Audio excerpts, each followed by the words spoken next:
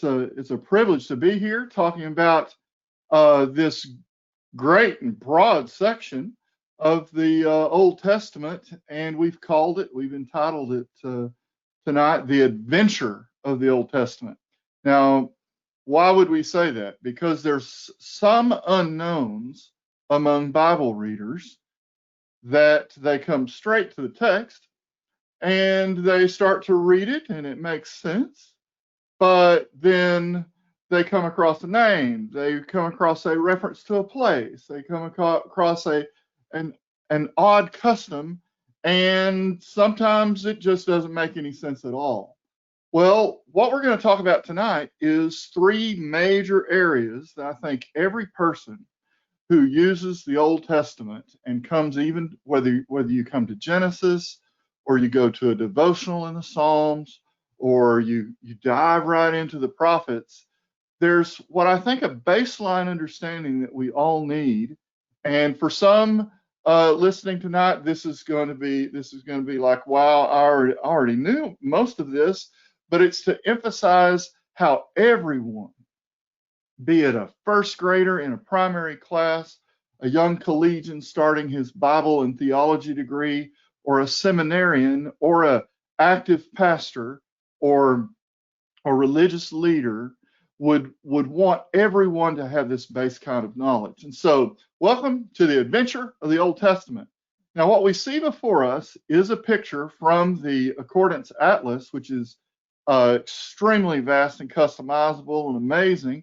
I have it set to light colors, and I copied it into this PowerPoint.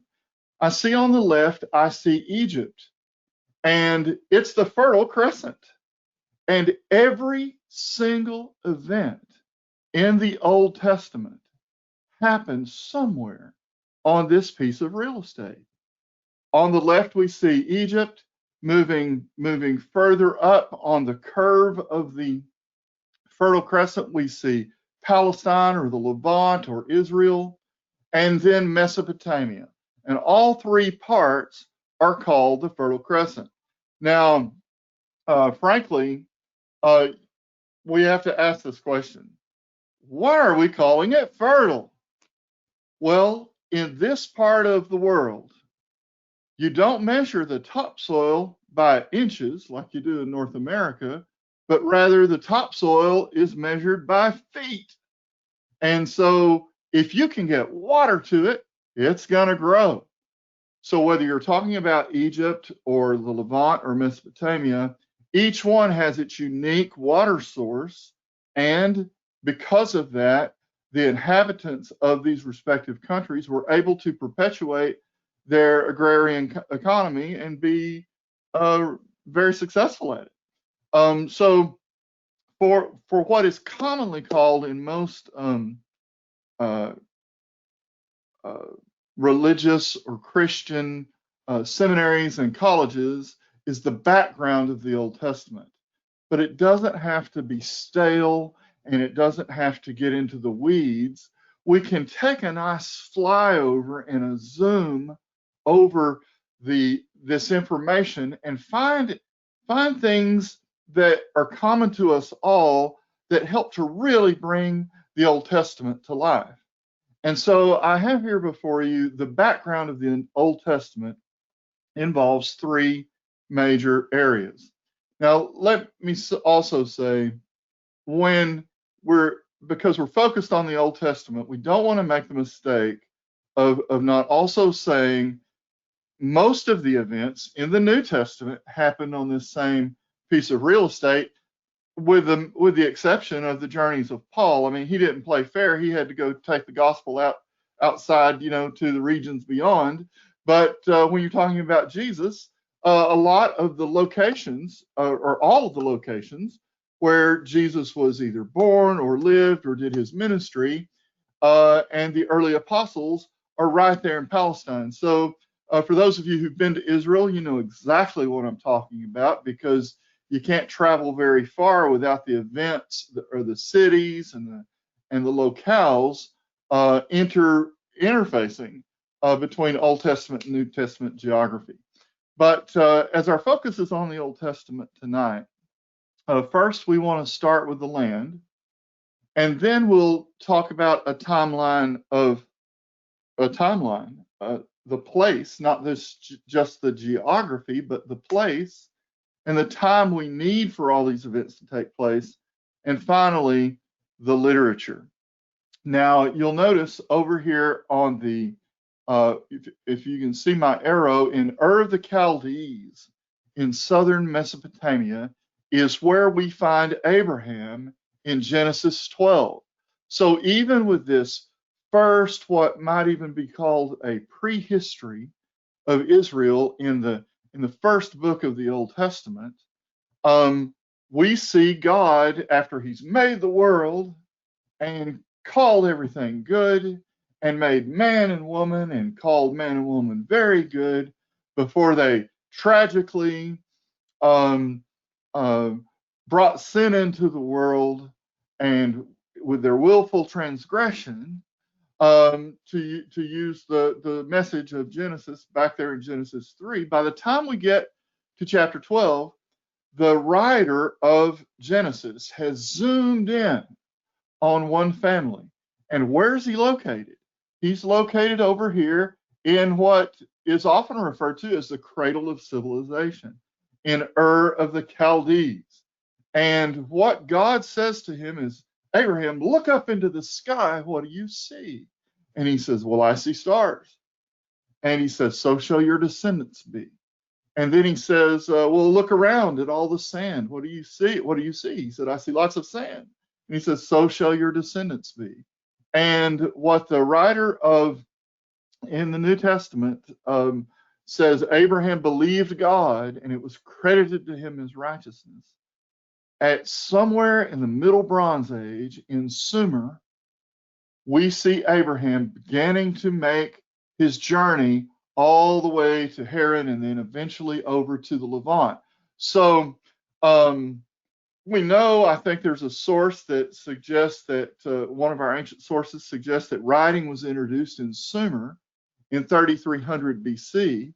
So the backdrop behind even the first book in the Old Testament, there's a whole world of the early Bronze Age, the Middle Bronze Age that rose and fell with Lachish and Ur and Nippur and all of those city states and Ur-Nammu, the law codes and all this. There's tremendous background in this area.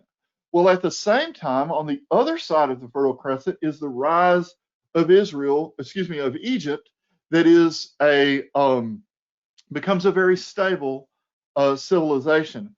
So whatever we can learn about the land and the history and the background behind the Old Testament, it's going to interface beautifully with the message of the Old Testament.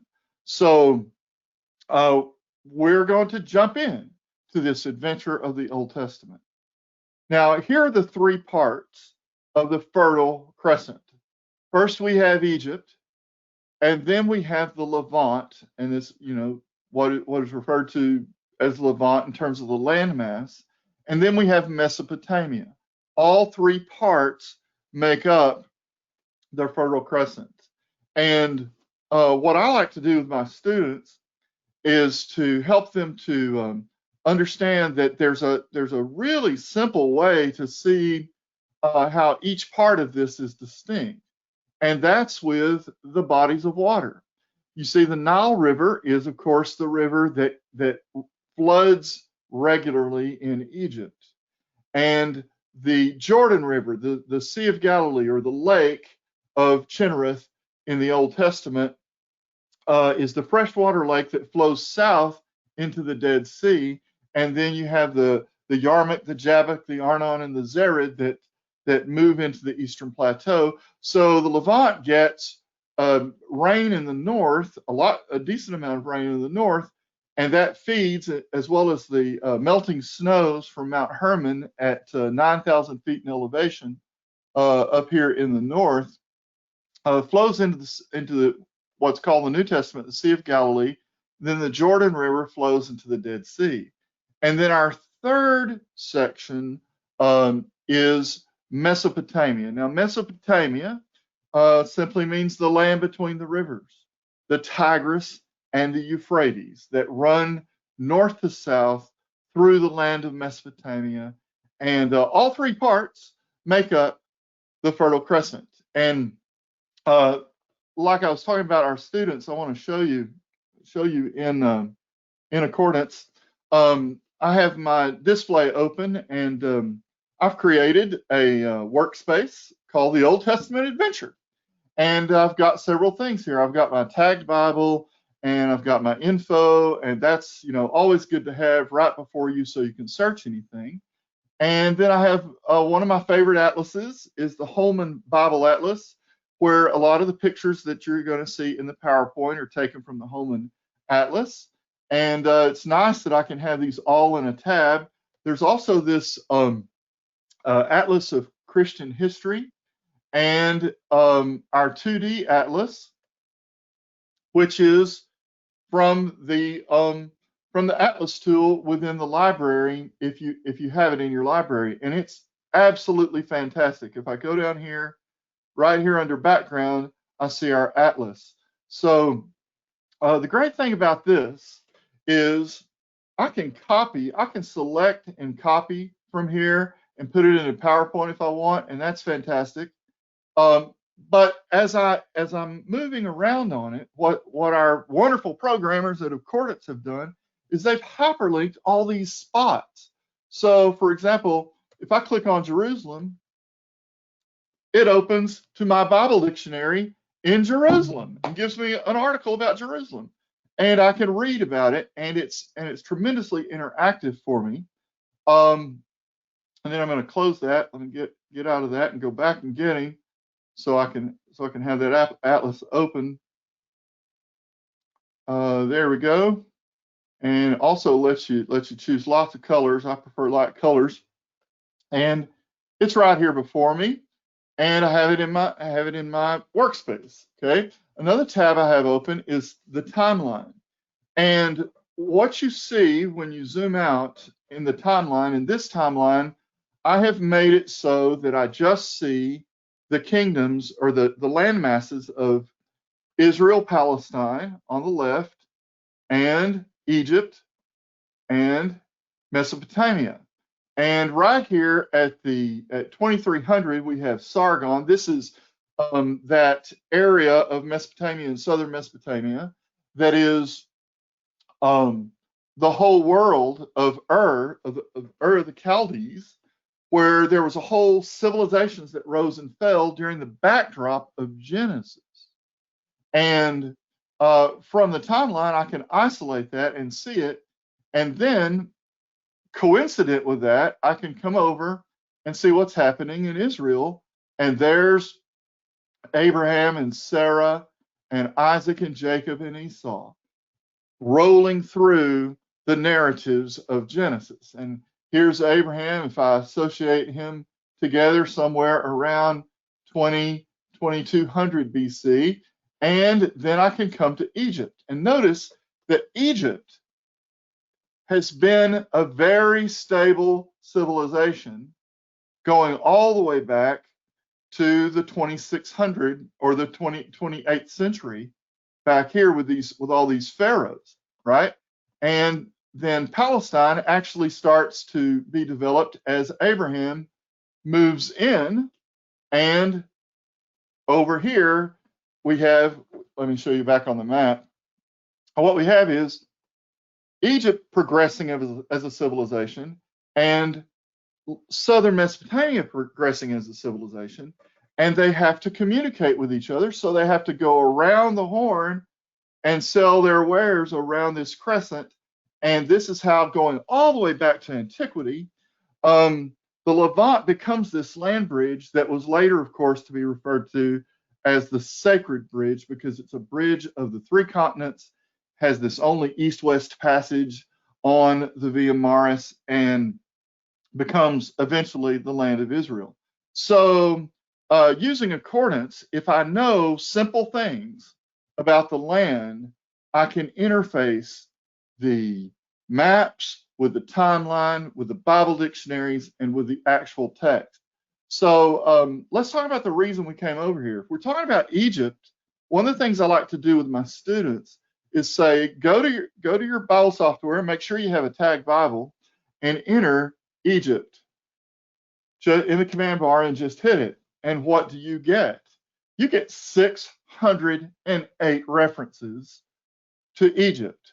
And what's unique about that is Egypt is its own, best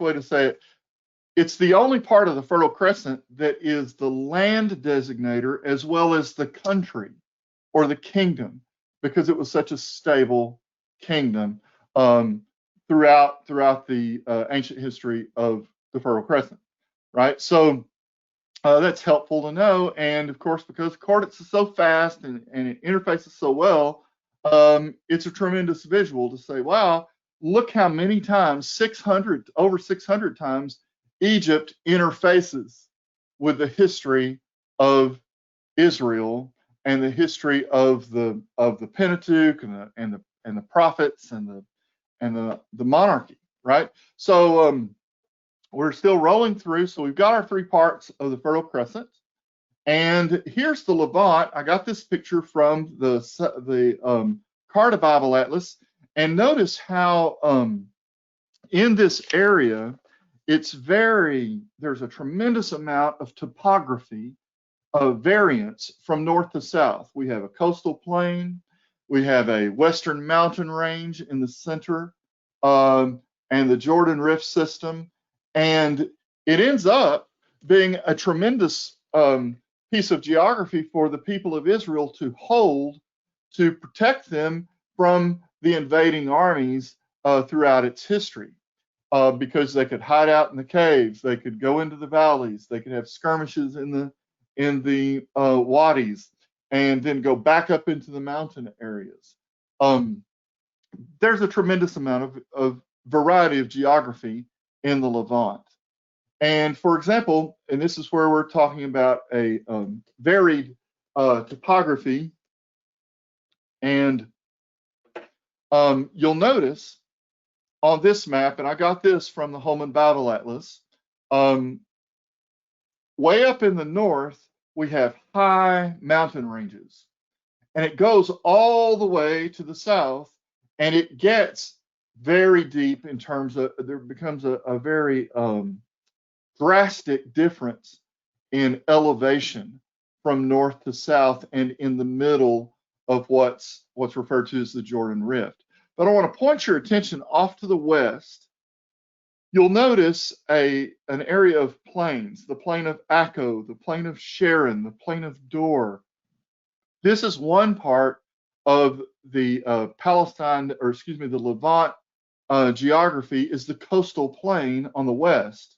And then as you move east, you go up in elevation to one part of this western mountain range that's on one side of the Jordan Rift, and then you go back all the way back down into, as you move east, into what's referred to as the Jordan Rift system that goes from north to south.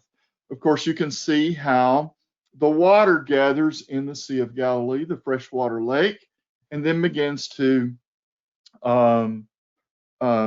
flow down south into the Dead Sea.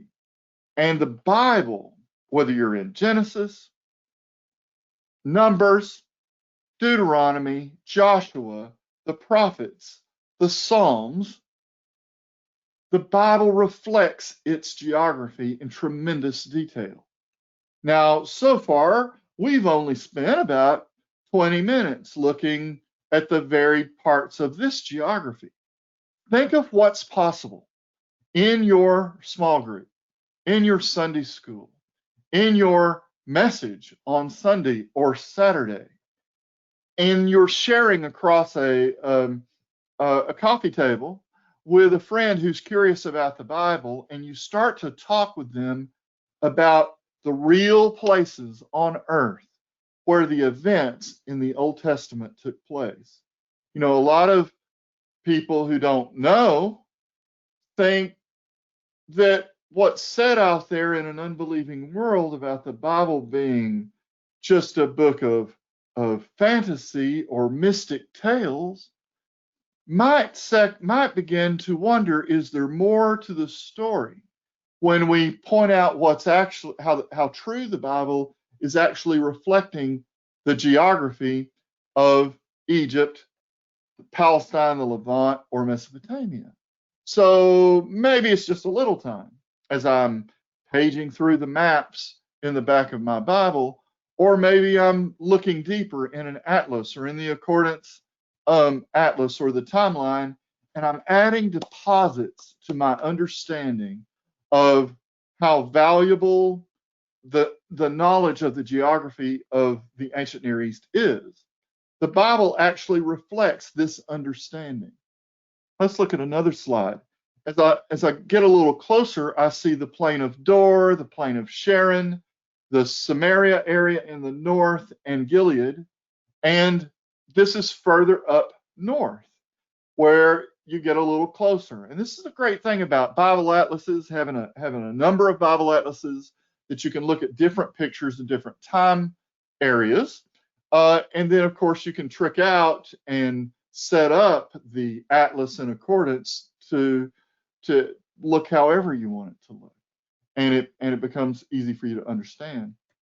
And then if we go south, we see there's not as much rainfall in Palestine and not as much, it's a lot more arid. And of course, if you're talking, for instance, like one of the great webinars that were recently done on the value of the Dead Sea Scrolls, how was it that those Dead Sea Scrolls were able to stay together for so many hundreds of years? Because there's not any humidity there in the Qumran community here in the south, right? And up here, so, or not as much, right? And they were in these arid areas and were able to be kept for a long time. So the knowledge of the geography helps as it interfaces with the text. Okay. One thing we need to mention is that in the Fertile Crescent, the economy was based on the regularity of the weather and the early and late rains. This graphic is in a lot of different atlases. This particular one comes from the Holman Bible Atlas, and it shows the planting and harvesting plan for the Levant area. And unlike North America, I live in Texas. There's nothing regular about our weather, right? But in Palestine, it's a lot more predictable. And so with the early and late rains, along with the fertile nature of the soil, you could grow a whole lot of things, as our friends in Israel are well aware. Another map I want to show you is a modern map of Palestine. And the reason I do this is, again, thinking in terms of teaching other groups. If we will give them the permission to look through the maps in their Bibles and help them to associate modern city-states, modern states, with the land mass itself, it'll start to, education, a powerful thing that happens in education is association, where I can associate modern day Syria and Jordan with the eastern part of the Levant, and I can associate the West Bank and Israel with the western portion, and of course Egypt down there in the south. And same thing if you move over to Mesopotamia, modern day Iraq. Okay, let's talk a little bit about Egypt. Okay, Egypt is distinct all on its own because of its isolated place geographically, and then the blessing of the Nile River and its regular inundation that helps with its agrarian economy. And Egypt, as far as, like we showed you in the number of places that it's identified in the Bible, has a great history of interacting with the people of God in either a positive or a negative way. And it's helpful to know the four parts. Now, there are four parts to it. the first part is this delta area. It's very marshy area. And then we have Lower Egypt up here in the top. It's kind of backwards as to how we're used to identifying maps. And then Upper Egypt in the south. And then, of course, the Nile River itself is one of the 4 parts of Egyptian geography. Here's a picture coming from the Accordance Photo Guide of the modern picture of the Nile River, and you can see how beautiful it is, how wide it is, and how closely everything is oriented toward it, because it's such an important part of Egyptian geography. And think about it, knowing this information, if you have just a little knowledge of Egypt and how stable it was, and how blessed it was in terms of its geography and ability to produce food and commerce and development, and how Moses' mother had to put him in a basket to hide him from the Pharaoh. What a tremendous risk that was for her to trust that the Lord would take care of little baby Moses, right, in the Nile River. And it's a lot to think about. It's a lot to ponder in terms of God's way. If you believe the Bible to be God's word, the tremendous way that he superintended Moses as a baby going into Pharaoh's house, and as Stephen said in the book of Acts, was educated in all the wisdom and power of the Egyptians. And understanding Egypt and its role in relationship to Israel just helps to bring the Bible to life. Okay, let's talk about Mesopotamia. On the other side of the Fertile Crescent is this area between the rivers of the Tigris and Euphrates, modern day Iraq. And those of you who have family members that were sent on missions in Iraq and flew in airplanes over Iraq, they can tell you lots of stories about how fertile it is, how it doesn't just look like desert everywhere that it is, and it interfaces with the Bible in a fantastic and fascinating way. Of course, the 2 rivers that run the length of Mesopotamia are the Tigris and the Euphrates. And as you get to the prophets in the Old Testament, you see these great militarily advanced kingdoms of Assyria and Babylon and Persia developing in northern and southern Mesopotamia, and the way that it interfaced with Israel. We've already mentioned the fact that Ur of the Chaldees in southern Mesopotamia is where we find Abraham in Genesis 12.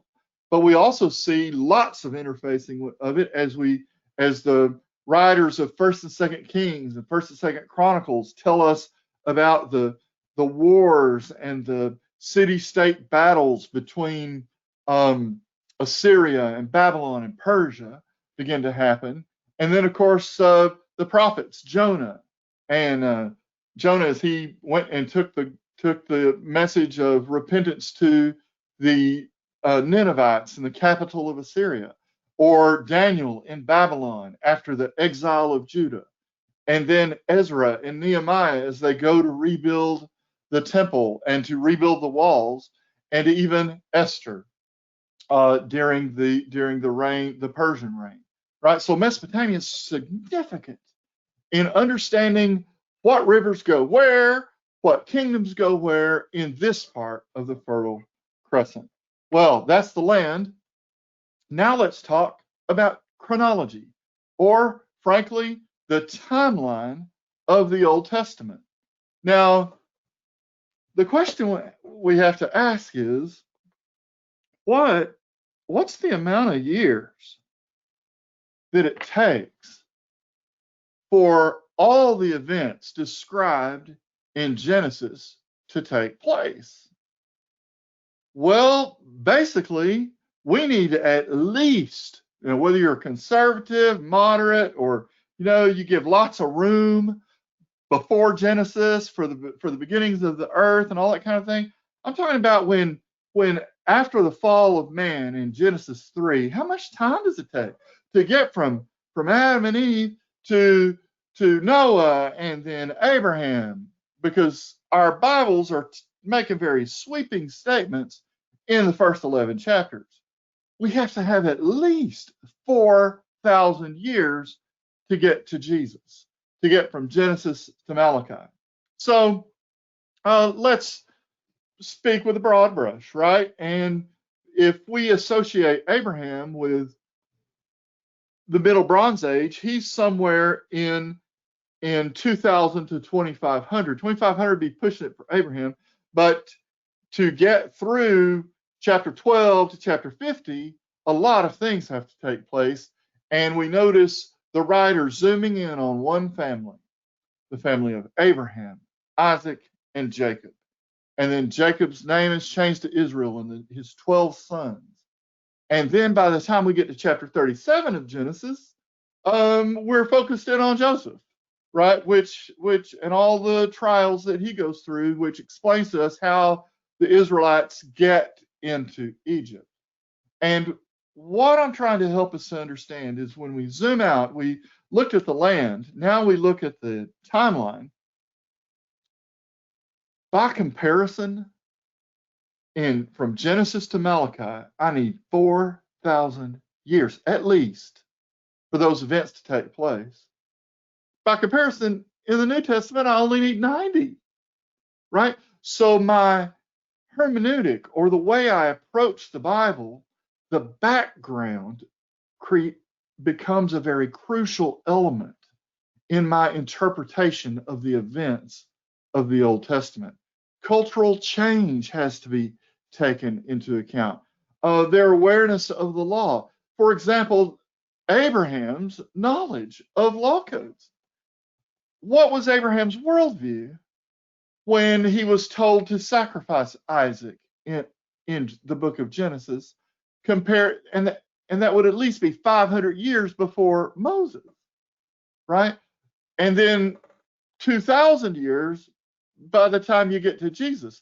And you find Jesus talking to the Pharisees and saying, the Pharisees were like, we have Abraham to our father. And Jesus says, before Abraham was, I was. Before Abraham, I am, right? Which is such a significant statement. So Jesus is 2,000 years, we're 2,000 years from Jesus, and Jesus was 2,000 years from Abraham, right? So the scope of the time, especially in Genesis and Exodus, becomes a major part of our understanding of the Old Testament. Okay, for example, in Genesis 12, when we zoom in on Abraham, we've already covered about 2,000 years in 11 chapters. If you go with the conservative date of the Exodus at 1445, Abraham's more than 500 years from Moses by the time we get to the second book of the Bible. So I have to allow a lot of time for thought and understanding, which of course is why Genesis looks so ancient, and then Exodus. And then by the time I get to a united monarchy of Israel, I'm another 500 years from Moses at the united monarchy of Saul, David, and Solomon in 1st and 2nd Samuel, 1st and 2nd Kings, and 1st and 2nd Chronicles. So the timeline overlay there in Palestine becomes a very important thing. And if I know just these facts, it really helps with my understanding of what's going on as I come to the actual text of the Old Testament.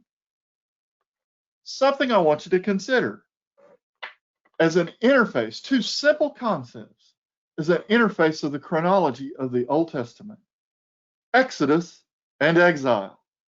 Both of them start with EX. One's good and one's bad. And knowing what these two events are helps me orient where I am in the text of the Old Testament relative to the chronology. For example, Genesis and Exodus is before the Exodus. If I understand that Exodus is the grand, amazing, salvific event in the history of Israel, then I start to see how the law and the value and the love of the law is so crucial to the Pentateuch, right? The first 5 books of the Old Testament, and how those first 5 books are viewed a little more special than the other books of the Old Testament, even though we would, in a conservative evangelical world, we refer to all the books of the Old Testament as the verbally inspired, wonderful Word of God.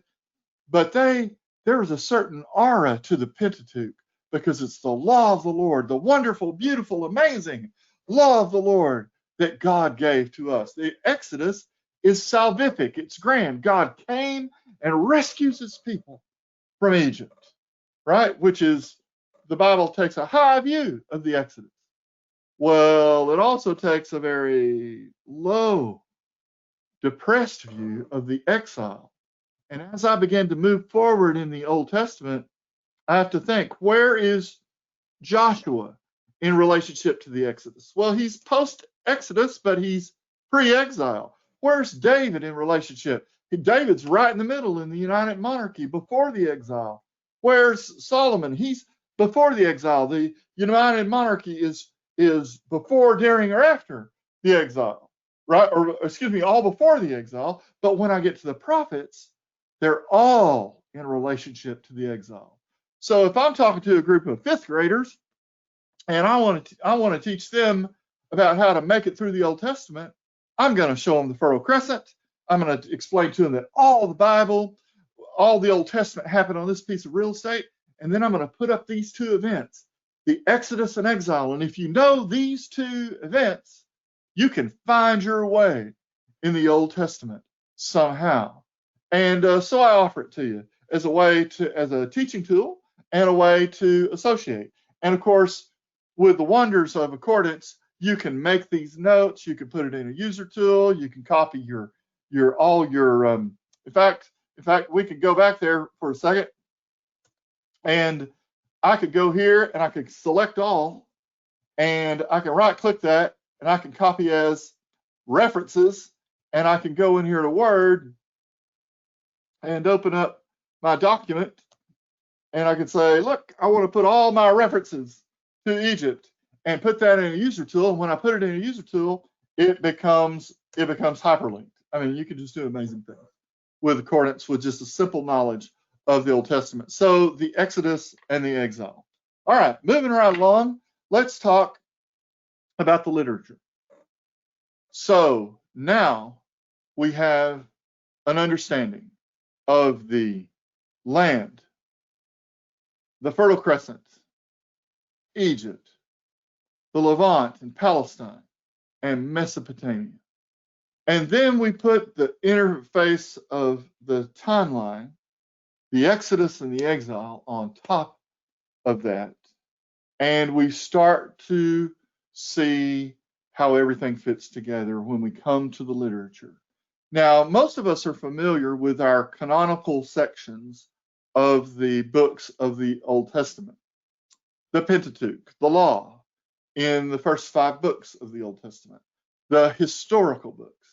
What I like to do when I'm teaching the Old Testament is to make the point that even though the historical books are grouped kind of around the monarchy, all the books of the Old Testament are historical. And it's easy to kind of follow this sequence when you're in the historical books. And then I get to the poetics. I have to zoom into the United Monarchy because most of the poetic books take place around Saul, David, and Solomon. And then when I get to the prophets, the first question I have to ask before I ever start reading Daniel or Isaiah or Jeremiah or Ezekiel or Hosea is this prophet pre-exilic before the exile? Is he exilic during the exile, or is he post-exilic? All related to the exile. So, first of all, we want to understand the high view of the Torah in ancient Israel. We've already mentioned the fact that the Exodus was a salvific event in the history of Israel. They became the people of God as they left Egypt. And the prophets and the poetic writers reference back to what God did for us in the Exodus. And you know, even if, for example, in Deuteronomy 6, 1 through 9, we have the Shema, which is a framework that Moses gave for the generations, right? Hear, O Israel, the Lord our God, the Lord is one. And there's only one God out there. And you can have a relationship with him. You can love the Lord your God with all your heart, your soul, and your mind.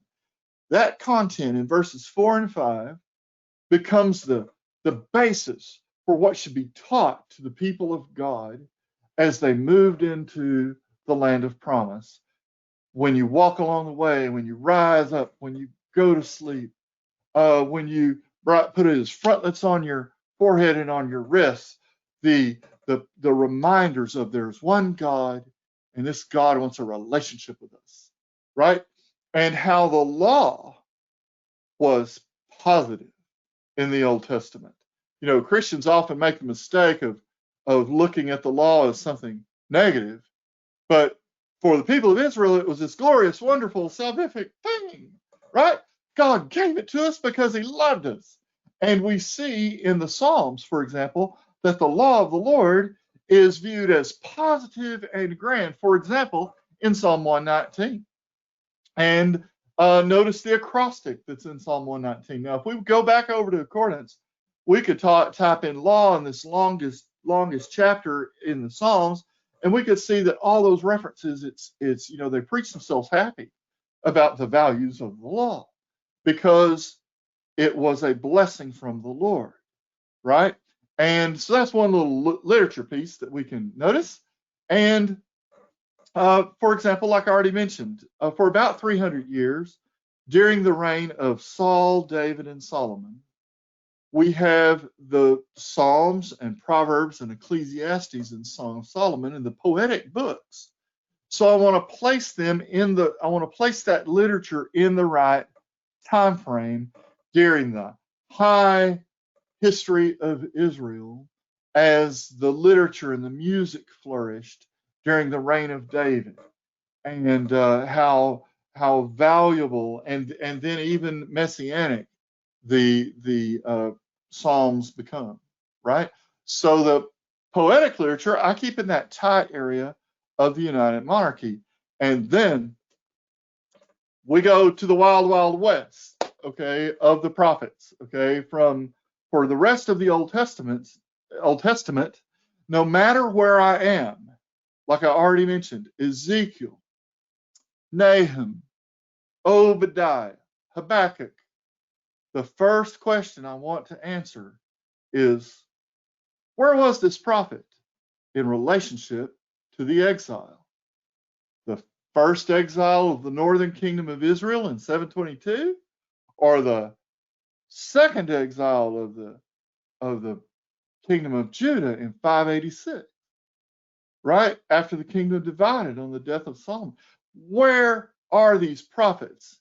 And so if I know that, and I come to Amos, and I see how angry Amos is, it helps me to understand he's angry about the behavior of the people of God, right? Before the advent of the exile, right? And then the rebuilding, if I'm in Malachi, if I'm in Zechariah and Zephaniah, the rebuilding post-exilic, or Daniel in the exile itself. So it's very crucial to notice that. All right, so the adventure continues. Malachi ends, and the world gets turned upside down with the rise of the Greco-Roman world and Alexander the Great. And it's my assertion that your knowledge of the land, your knowledge of Egypt, Palestine, and Mesopotamia. In fact, let's go all the way back and make you dizzy, okay? Going all the way back, there we go, to Egypt, Palestine, and Mesopotamia. And your knowledge then of the time and the major time events that interface over the land of Israel. And then I come to the literature and I understand that literature in relationship to that time. It becomes a tremendous adventure for us. And so, with the help of concordance, it makes it even easier. And that's where we are. So what questions do we have? Thanks so much, Dan.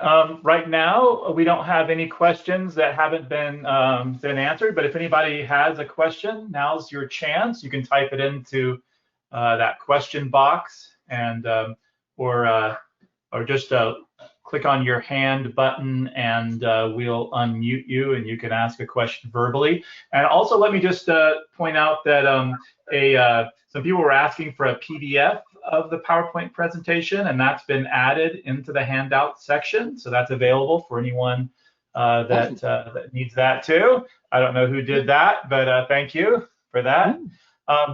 And Bert's asking, can we see slide number 4 again? Sure.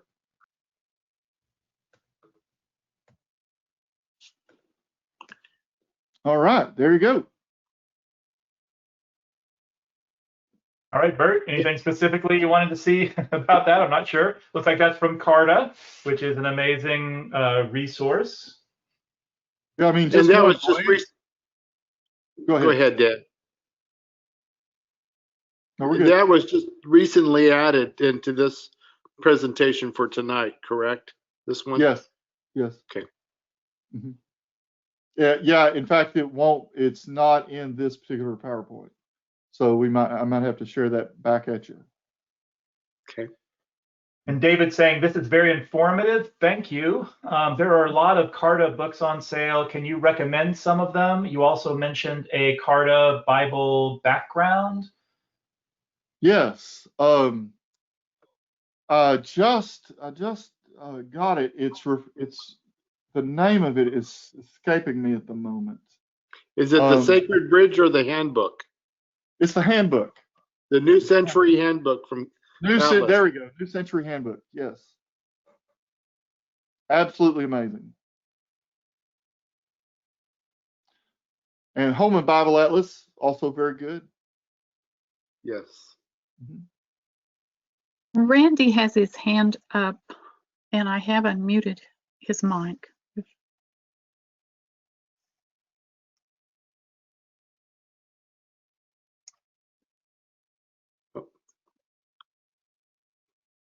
Okay, I think he's asked his question in the question section.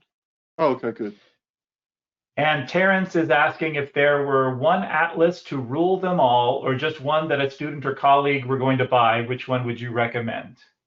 I would say the I'm a little bit torn between Carta and Holman, but Holman is really good for a person that's newly coming to the study, because it has that good interface between the land and the timeline. Absolutely. That's a great work, that Holman Atlas. Yes. And charts. Mm-hmm. Yeah. It also has timelines in there too, I believe.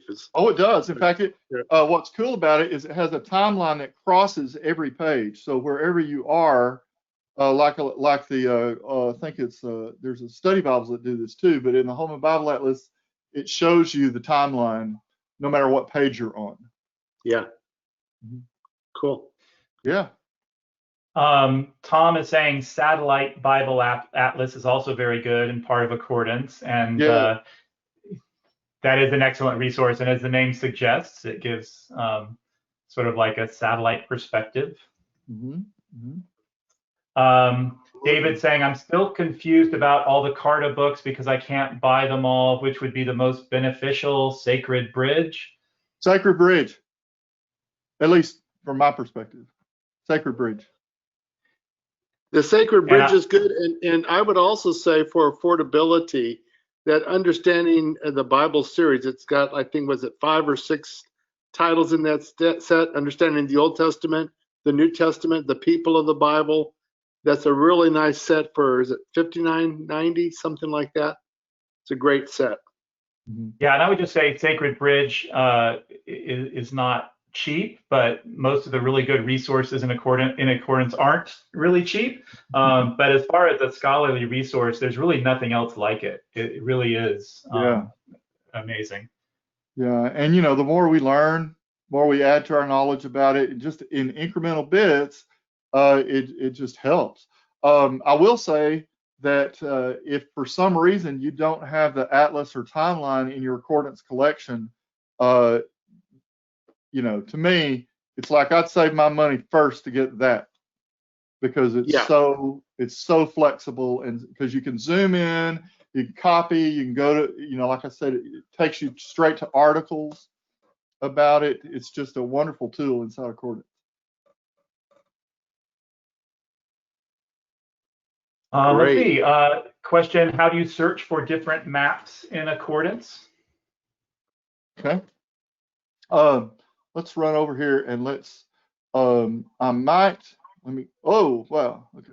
There we go. Let's go back to the Old Testament. Here we go. There's a lot of ways to do it, but one way is right here in research, the big one, and you give a. Let me click on see this graphics tools, okay? And you can search for, let's say, Jerusalem, and boom.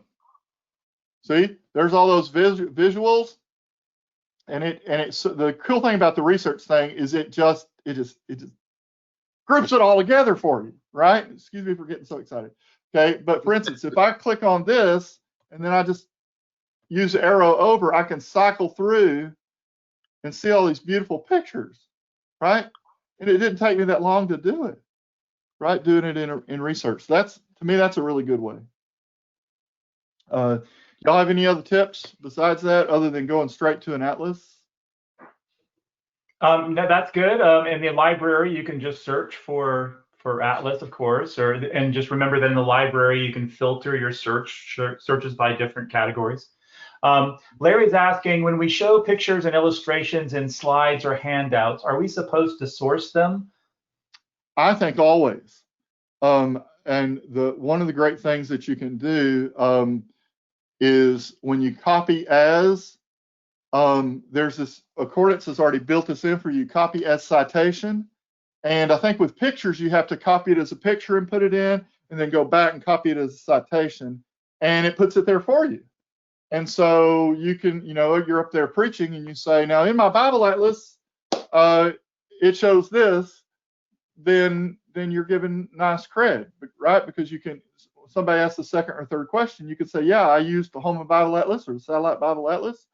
But I tell my students that no matter what I copy, even if it's for personal study inside of Word, I always put where I get it for my personal reference, and not to make the mistake that, I got that information, right? We always want to cite it. Yeah, that's a really good point. We've had some commentaries that have been withdrawn from sale because people, had that same issue where they probably thought it was their own, something they had written themselves years ago, but they hadn't cited it. So you got to be careful about that. Yeah, very good question. Yep. Marco's saying, what's the consensus about the biblical timeline in the world of theology? Are there major disagreements? Yes, there are major disagreements. It depends on your faith tradition. There's basically the high view of Scripture. You might call it the Bishop Ussher timeline that tries to tie everything really close to that 4,000, and then everything that widens out in other ways. Okay, going so far as to say, what we have in the Old Testament is just a history of the growth of a religious group that develops out of several traditions. So you have everything in the middle of that too. So you really have to ask the second and third question of textbooks, of teachers and preachers, where they're coming from and what their view is, and it helps you to kind of find out, where they are. And usually, commentaries and Bible dictionaries will tell you in their preface what their orientation is. So it's not like anybody's trying to pull the wool over your eyes. It's just you got to kind of get into the preface and see who published it and where they're coming from. That's great. And let me just mention in the accordance timeline, there's a toggle switch that lets you toggle between conservative and critical dates. And those will, you'll see the disparity between the two. And I remember talking to I can't remember if it was Roy or David Lang. Probably David Lang was mentioning that back in the day when they were trying to decide what they were going to call the two dating schemes, it was a little difficult because you didn't want to use a sort of pejorative term for either one of those. But the critical dating scheme starts with archaeology and so forth as a starting point, and then looks to the biblical record. And the conservative dating scheme starts with the biblical record and then adds the archaeological data and stuff as a secondary source, that kind of thing. So, and if you go to help documentation in accordance, if you go up to help up on your menu bar and go down to accordance help, it'll give you where all the dates came from. We didn't just come up with them. So yeah, accordance help, you'd have to, and you would search inside there, just search for timeline dates, and it will it'll give you where we got all the dating schemes for those two schemes. Yep. Well, excellent, Dan. Thank you so much for sharing with us. Well, thank you for the privilege. I enjoyed it. You. Got one more question. How would someone cite the timeline? That's a hard one for us, I think. Well, if it were me, I would just say accordance timeline. Yeah. Mm-hmm. Because, you know, it's your own unique work. Now, if you're talking about an academic paper, you'd have to check with whatever style your professor's asking for, and then follow their rules. Right. Mm-hmm.